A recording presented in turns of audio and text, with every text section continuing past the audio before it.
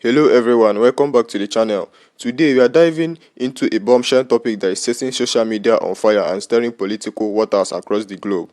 South Africa, white Afrikaners, racial persecution claims and Donald Trump. You heard that right. The president is reportedly rolling out the red carpet for South African Afrikaners, fast-tracking them into the US under the banner of refugee resettlement. But here is where it gets messy. Critics are raising serious questions. Why now? Why them? And what does it really say about Americans' immigration priorities? From government statements to historical echoes of Operation Paperclip and a flood of passionate public opinions, this isn't just about immigration. It's about race, privilege and power. And people are not holding back. This video brings you the voices, the facts, the controversies and maybe a little popcorn. So buckle up, hit that like button, subscribe if you are new, and let's unpack this explosive development, because this is not your average news update. Let's get into it. So Trump is to hold a welcome ceremony to the white South Africans who have fled racism in South Africa. So the mainly Afrikaans, white South Africans who have cried persecution because of the color of their skin were given a special privilege by Donald Trump, where he said that he doesn't want any more asylum seekers from anywhere around the world except the white South Africans. So he said that their arrival in America is going to be celebrated at the airport in Virginia, where his official is going to officiate the welcoming ceremony. What I really want an update on is how they get on once they get in America, because I am getting a big large bowl of popcorn, because I want to know what happens when they get to America. Can somebody please document for us how life is gonna go once you're in America and how you're getting on in America? Please keep us posted now that you have found a place of refuge in the United States of America. Yeah, and all I can say is good for Africa. So y'all want me to believe Trump is putting America first by allowing white Afrikaners to be refugees, to come here to these United States of America and be provided housing, a cell phone, food, diapers, all that. Meanwhile, we have veterans homeless. We have American taxpayers struggling. And you want me to believe he's not racist either, because God knows he's deporting undocumented taxpayers, okay? He's deporting babies who are 2 years old and can't fend for themselves, so they got to go with the family. They got deported, okay? Mind you, he's deporting people with visas who went through the legal process, but still getting rid of them. But we're going to invite these white Afrikaners here to America, and we're going to give you all the things you need. But he's not racist, and he's putting America first. That's the nation that I'm living in right now.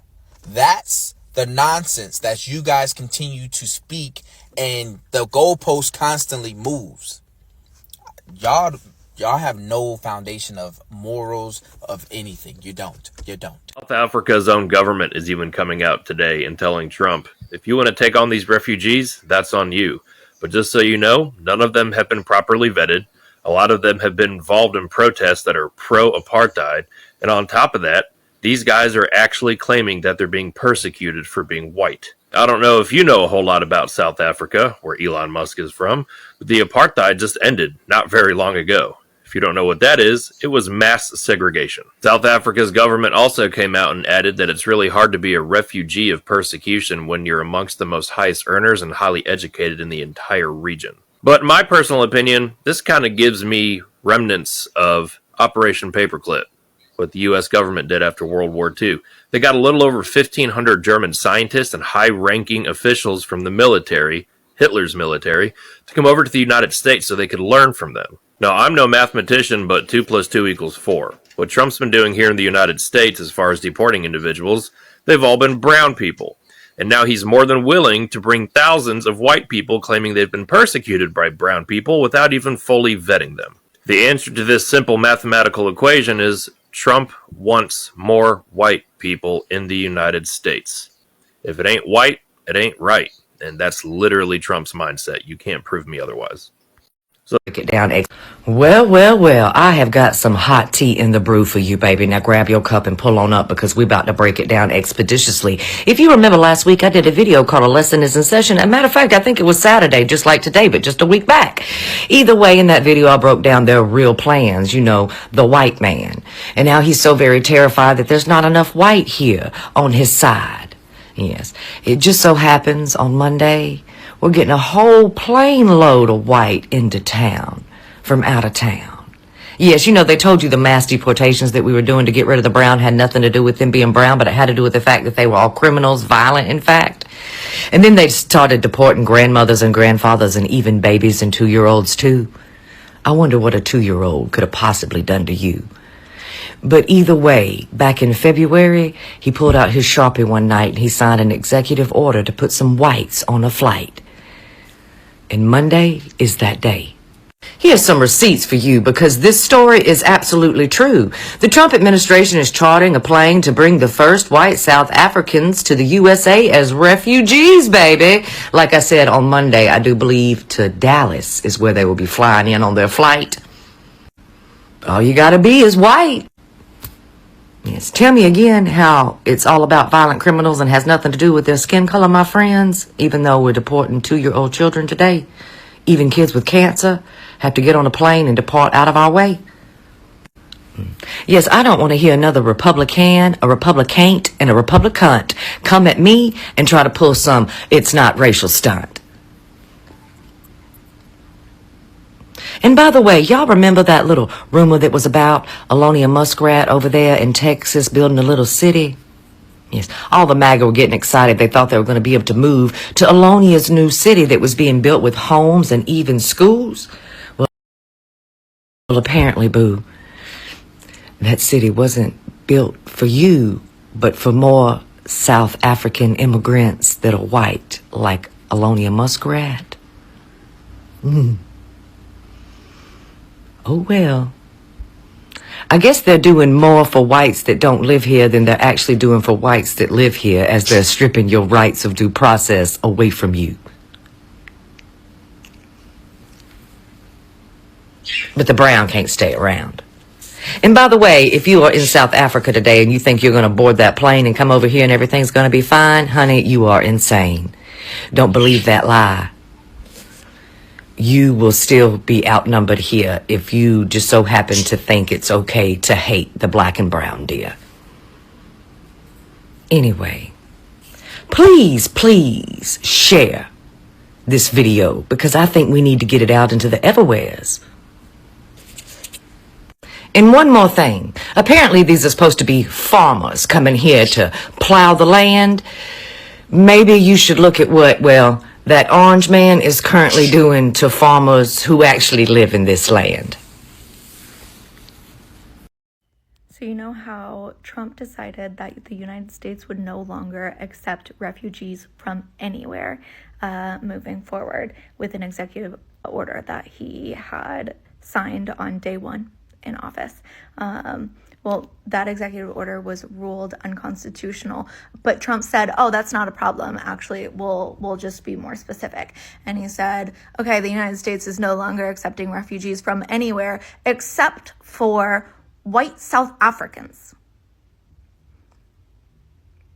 So now, as confirmed by a local organization that places refugees here in my city, just had a training with them, had a conversation with them about this, confirmed all of their incoming refugees that were placed with them by the UN, they were taken off the list. They had their tickets ready. They had everything all ready. And after this executive order, they pulled it. They said, nope, you can't do it anymore. And now, confirmed by the local organizations here, that we started getting lists again.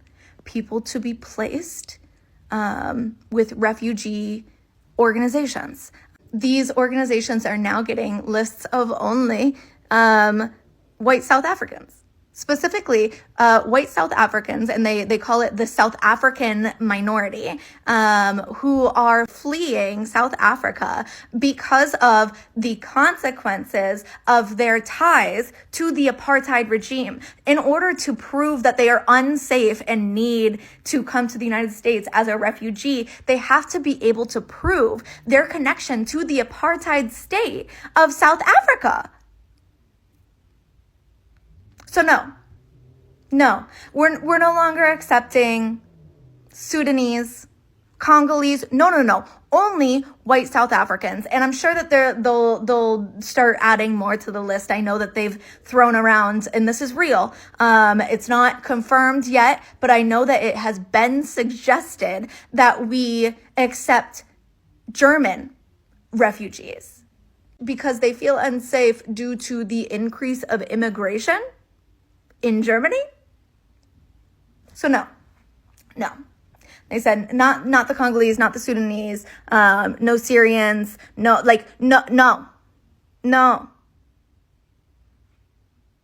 Only white South Africans. Maybe Germans. And this is confirmed. This is happening. This is happening here in Kansas City. This is happening. There are lists of white South Africans to come and seek refuge here in Kansas City. And all of the list of the refugees that were here ready to be placed in Kansas City. And again, we all should know what's going on in Sudan and the Congo. Congolese are one of the highest rates of refugees that we are placing here in Kansas City. And those people were told, no, you can't come to the United States anymore. And then they opened up the refugee programs only to white South Africans. So I have some breaking news that I think you need to brace yourself for. Now, this has been secretly brewing. I've heard about it, but I've kind of just been sort of like ignoring it. But now it's official because the New York Times has released it in an article. When I say brace yourself, I mean brace yourself for this one. Get ready. So as early as next week, the administration will be welcoming South African Afrikaners into the United States. So this is basically a rapid relocation, per the New York Times, of South Afrikaners, which President Trump says are being racially persecuted in South Africa. So if you've been following this series for a while, you know as much joy and hope as I've had for actual refugees to be resettled, I've always been cautious of being too happy, which I was in my very recent video, because I knew this was coming down the pike, but I didn't want to believe it, but it's true. The reason why I was so happy in my previous video is because the court said that they were going to hold the administration in contempt if they did not follow the order. And that's technically supposed to start as of May 12th, the unraveling or the restart of the refugee resettlement program. But now, with all of this happening, who knows what's going to happen? Please feel free to save this post, share it, and follow. I'll continue to give you updates as I get them. But please note that I'm also trying to be extremely careful because right now things are not what they used to be here in the US. So I kind of want to be careful. I have a family to take care of, as you see through my videos. I don't want to get into any issues. So if I'm not giving you updates as quickly as I can, please know why. As always, I'll continue to keep you all in prayers. Keep hope alive. Keep praying. Remember, no condition is permanent. I know every time you see my face, you're like, girl, what you got now? Sit down. I've got more news and information that you can use. The Trump administration is planning to soon receive the first group of white South African refugees it says deserve a safe haven in the U.S. because of alleged racial discrimination in post-apartheid South Africa. Government documents obtained by CBS News are actually showing the initial arrival of the South African refugees could happen as early as next week, according to the documents, which describe the effort as a, quote, stated priority for the Trump administration. Officials have planned a Monday press event at Dulles International Airport in Virginia to welcome the group, the documents show. Although sources familiar with the effort told CBS News the timing of the plan could actually change. So in February, some of you all must remember, President Trump issued an executive order directing officials to use the U.S. refugee program to resettle Afrikaners, an ethnic group in South Africa made up of descendants of European colonists, mostly from the Netherlands. The president claimed that Afrikaners faced government-sponsored race-based discrimination, citing a law that U.S. conservatives like South African-born Elon Musk have said allow racially motivated seizures of land owned by white South Africans. South Africa's government has strongly denied any land confiscations or racially motivated discrimination. The hastily arranged initiative to welcome Afrikaners stands in stark contrast to the Trump administration's move to ban most other refugees from entering the U.S.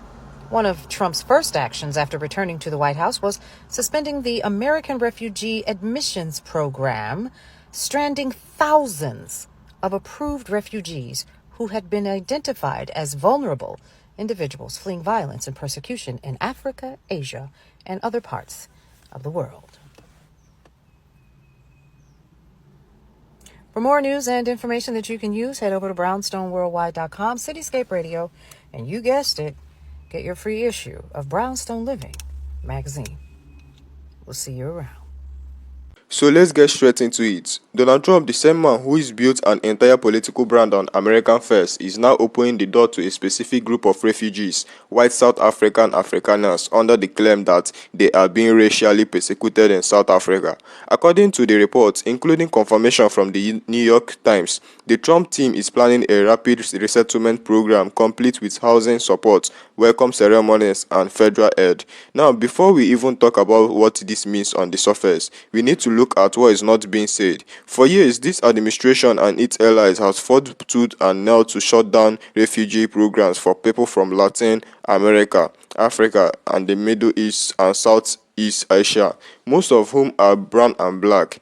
We have watched children separated from their families, seen people deported for expired paperwork despite working here for decades, and witnessed a constant demoralization of asylum seekers, many of whom were fleeing actual war zones, gang violence, or authoritarian regimes. But now, all of a sudden, when the refugees are white and from a wealthy minority population in South Africa, there is a red carpet being rolled out. Suddenly, there is no hesitation, no long-cut battles, no cries of they are going to take your jobs, just a warm embrace and official ceremonies. That is not just hypocritical, it's racial politics, plain and simple. Let's be clear about who these Afrikaners are. They are part of a small, predominantly white minorities in South Africa, many of whom benefited directly or indirectly from the apartheid, the system of racial segregation that legally ended in 1994, but left deep scars on the country's economy, institution, and society. Now, there is a real issues in South Africa: crime, land disputes, and a lot of political and economic tension. But to frame this as some one-sided genocide against white South Africans is not only dishonest, it's dangerous. It ignores the complexity of South African history and fuels a narrative that white people, even in places where they once held operative power, are somehow the true victims. And let's not forget, Afrikaners are among the highest earners and best educated in the region. These aren't people with no resources or no opinions. These are individuals with skills, money, education, and network. Calling them refugees in the same breath as those fleeing bomb-out cities in Syria or political persecution in Venezuela is a false equivalence. What is even more disturbing is the broader implication. If these individuals were black South Africans or Muslim South Africans or undocumented Mexican laborers, would this administration be pushing for a full unwelcome party at the airport in Virginia of course not. We all know it. That is not a question. That is a historical punch in the face of everyone who has been watching US immigration policy these past several years. This move sends a very clear message. Asylum is not about need, it's not about danger, it's not about human rights, it's about who fits into a certain image of what an acceptable immigrant looks like. And that image is white, is European, is Christian, is conservative. Let's also talk about the so-called racial persecution that is being cited here. Now, have been isolated incidents of violence against white farmers in South Africa, but there is a zero credible evidence of any government sensation campaign targeting white people because of their race. The South African government itself has gone on record saying these claims are exaggerating, politically motivated, and do not reflect the reality on the ground. But that hasn't stopped far-right media in the US and Europe from pushing the white genocide narrative. And now it seems that narrative has not only reached the ears of policymakers, it's being acted on. This is textbook racial biases disguised as humanitarian concern. And let me say this isn't just about Trump. This is about the broader message this sets for US immigration policy. It says that whiteness equals innocence, whiteness equals safety, whiteness equals deserving. Meanwhile, we have thousands of vegetarians sleeping on the streets. American families can't afford health care. Teachers are working 2 jobs to survive. Taxpayers are overburdened and underrepresented, and yet this administration wants to allocate resources to resettle foreign nationals, not because they are in more danger than others, but because they look the part. You tell me how that puts America first, because I see it differently. I see it as political theater aimed at pandering to a base that wants to believe white people are under attack globally. It plays into the same fears and that fueled the Great Replacement theory, the same fears that drive anti-immigrant sentiments. Only this time, the immigrant happens to be white, so it's different. Let's not forget Operation Paperclip. After World War II, the US government secretly brought over NASA scientists and intelligence officers, not because they were innocent, but because they were useful. The justification was that their knowledge was too valuable to waste, even if their hands were dirty. That is the vibe this gives off, except instead of knowledge, the value now is political symbolism. It's saying, see, we do accept refugees, not the brown ones. Let's also look at the impact this has on the refugee system as a whole. We have spent years seeing refugee clubs lowered, vetting process stretched out indefinitely, and entire families strangled into limbo. Now, all of a sudden, we can move fast, we can proceed people quickly, set them up with support, and get them into housing. So what happened to the excuse of needing time, resources, and security checks? What happened is the complexion changed. Now look, this isn't an attack on white South Africans as individuals. People deserve safety, people deserve dignity, but it has to be equitable and it has to be honest. You cannot run a government on the idea that all people are created equal, then turn around and offer support based on who you think looks like the right kind of refugee. This isn't about integrity, this is about consistency. It's about having the moral courage to admit that America still have a long way to go in confronting its racial biases, especially in immigration policy. You cannot keep deporting families who have been here for decades, sending back people to unsafe countries, denying decal receipts a path forward, and then call it humanitarian when you open the door only for those that fit your racial mood.